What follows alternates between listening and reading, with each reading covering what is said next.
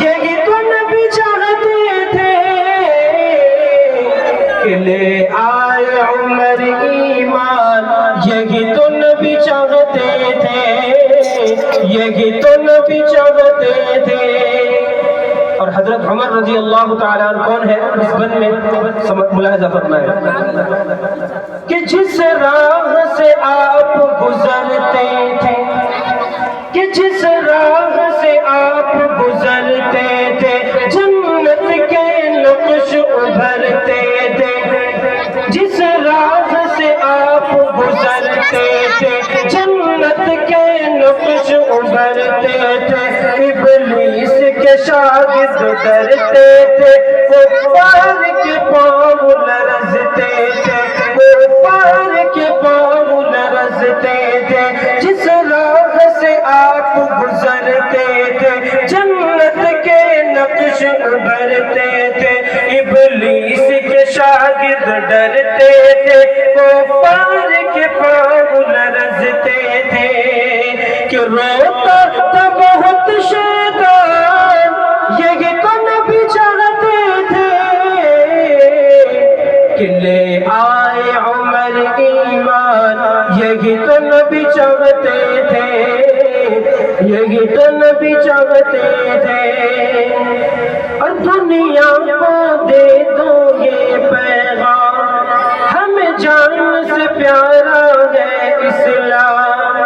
کہ دنیا کو دے دو یہ پیغام، ہمیں جان سے پیارا ہے اسلام۔ جو انگلی اس پہ اٹھائے گا، وہ بے موت کو مارا جائے گا۔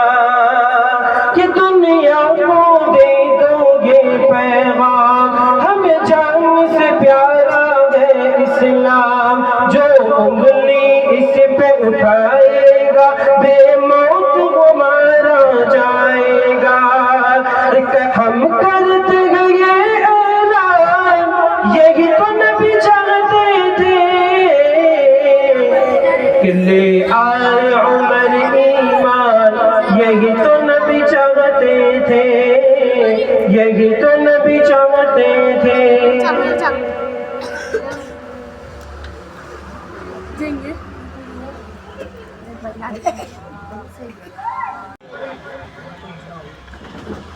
میں تو کہتا ہوں کہ اس زمانے میں زبان اور قلم، بولنے کی صلاحیت اور لکھنے کی صلاحیت، یہ ہماری دو آنکھ کی طرح ہے۔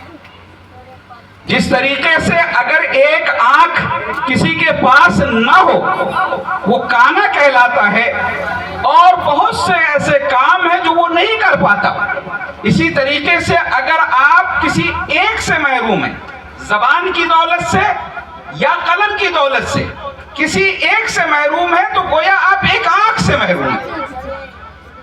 اور اگر آپ دونوں سے محروم ہیں، نہ آپ کو بولنا آتا ہے نہ آپ کو لکھنا آتا ہے، تو گویا آپ دونوں آنکھ سے محروم ہیں، نابینا جیسے ہیں اس دنیا کے اندر۔ لہذا کوشش کیجئے کہ ہمیں بہتر سے بہتر مقرر بننا ہے، بولنے کی بہتر سے بہتر صلاحیت اپنے اندر پیدا کرنی ہے، ہمیں بہتر سے بہتر قلمکار بننا ہے، لکھنے کی بہتر سے بہتر صلاحیت اپنے اندر پیدا کرنی ہے۔ ایسے بھی آپ جو یہاں پڑھ رہے ہیں، اس پڑھنے کا جو مقصد ہے وہ بھی ان دونوں دولتوں کے بغیر آپ پورا نہیں کر سکیں گے۔ ہم سب امت داعی ہیں، پورے مسلمان، چاہے وہ چھوٹا ہو بڑا ہو، سب امت داعی ہے۔ ہمارا کام صرف عمل کرنا نہیں ہے، عمل کر لینے سے ہماری ذمہ داری پوری نہیں ہو جاتی۔ ہمارا کام عمل کرنے کے ساتھ ساتھ دوسروں کو عمل کی دعوت دینا بھی۔ قرآن کریم کے اندر اللہ رب العزت نے ہم سے خطاب کرتے ہوئے، امت محمدیہ سے خطاب کرتے ہوئے کہا، کنتم خیر امہ، تم بہترین امت۔ تقاضا یہ ہے، قیاس کا تقاضا یہ ہے کہ پہلی امتیں بہترین ہوتی۔ کیوں؟ ان کی عمریں کافی طویل ہوا کرتی تھی، لمبی ہوا کرتی تھی، ہزار سال، 500 سال، 200 سال ان کی عمریں ہوتی تھی۔ اس لحاظ سے ان کی نمازیں زیادہ ہوتی تھی، ان کے روزے زیادہ ہوتے تھے، ان کی عبادات زیادہ ہوتی تھی، اللہ کے راستے میں ان کی قربانیاں زیادہ ہوتی تھی۔ ہماری عمر تو 60 سال، 70 سال، 80 سال۔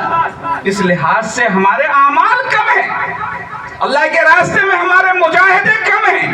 قیاس یہ کہتا ہے، عقل یہ کہتی ہے وہ امتیں بہترین ہوتی، لیکن قرآن کہتا ہے کنتم خیر امہ، تم بہترین امت ہو۔ کیوں؟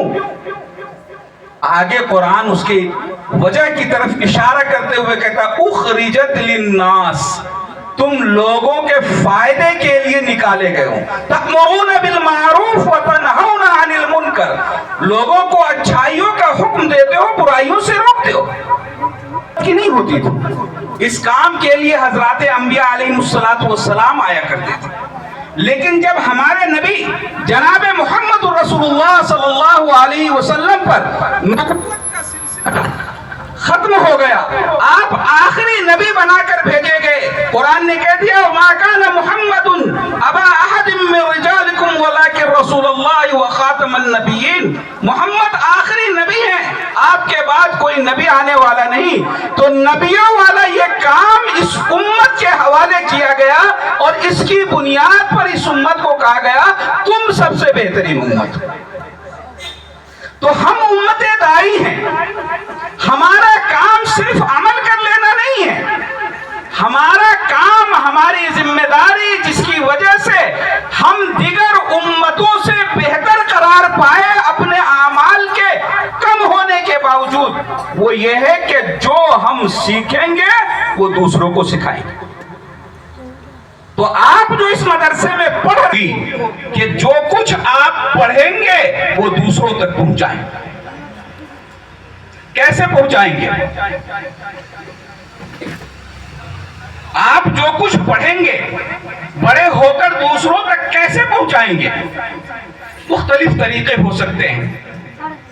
ایک طریقہ یہ ہو سکتا ہے کہ آپ نے پڑھا، پھر آپ نے پڑھانا شروع کیا، اپنے شاگردوں کو پہنچا رہے ہیں۔ ایک طریقہ ہوتا ہے کہ آپ بہترین خطیب بن گئے، مقرر بن گئے، کسی مسجد کے خطیب ہیں، جمعہ میں بیان کرتے ہیں، مختلف اوقات میں بیان کرتے ہیں اور اپنا علم لوگوں تک پہنچاتے ہیں۔ ایک طریقہ یہ بھی ہو سکتا ہے کہ آپ کوئی کتاب لکھیں، کوئی رسالہ لکھیں اور اپنی بات کو تحریر کی شکل میں دوسروں کے سامنے پیش کریں۔ ایک طریقہ یہ بھی ہو سکتا ہے آپ دعوت و تبلیغ میں نکل جائیں اور لوگوں تک اپنی بات پہنچائیں۔ مختلف طریقے ہو سکتے ہیں، لیکن آپ غور کیجئے، جتنے بھی طریقے ہو سکتے ہیں ان سب میں سے کسی کے لیے آپ کو زبان کی ضرورت پڑے گی اور کسی کے لیے آپ کو قلم کی ضرورت پڑے گی۔ آپ پڑھانا چاہیں گے، زبان کی ضرورت پڑے گی۔ آپ بیان کرنا چاہیں گے، زبان کی ضرورت پڑے گی۔ آپ دعوت و تبلیغ کرنا چاہیں گے، زبان کی ضرورت پڑے گی۔ آپ مضمون لکھنا چاہیں گے، قلم کی ضرورت پڑے گی۔ آپ کتاب لکھنا چاہیں گے، قلم کی ضرورت پڑے گی۔ زبان اور قلم کے بغیر یہ جو آپ کی ذمہ داری ہوگی کہ جو کچھ پڑھے وہ دوسروں تک پہنچائے، اس کو ادا کرنا ممکن نہیں ہے۔ خالق عالم دین بن جائیں لیکن زبان سے محروم اور قلم سے محروم رہ جائیں تو آپ کی مثال ایسی ہوگی کہ جیسے سمندر کے بیچوں بیچ کوئی بہت خوبصورت سا محل بنا دیا جائے لیکن وہاں تک پہنچنے کے لیے کوئی راستہ نہ بنایا جائے۔